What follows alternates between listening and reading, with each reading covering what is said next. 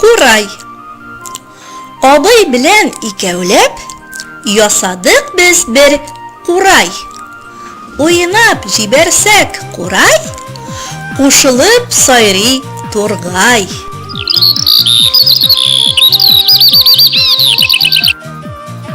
Бал суыртучы аю.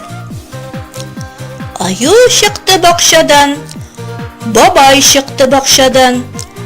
Аю тәпән күтәргән, бабай тәпән күтәргән. Утырдылар чирәмгә. Бабай көлә шаркылдап, сакалына җил бәрә. Аюның колагында күбәләкләр тирбәлә. Бабай әйтә аюга: "Тал чыккан идем, ярый, син булыштың әле", ди. Аю әйтә бабайга: "Бал суырткан чагында тагын чакыр, яме", ди. Тәпәннән алып аю ак күмәчкә бал яга. "Эшләп ардың, аша", дип күмәч суза бабайга. Сандугачлы бишек. Әби, бабай икәүләп тирбәтәләр бишекне. Бишекнең тирбәлүен сандугачлар ишетте.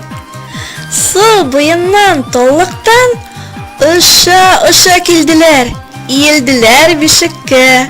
"Матур улан", диделәр. Сайраштылар, бишеккә тау-тау чәчәк иделәр. Бишекне әрле-бирле шөйделәр. Әби бабай сөенде. "Нинди матур көй", диләр.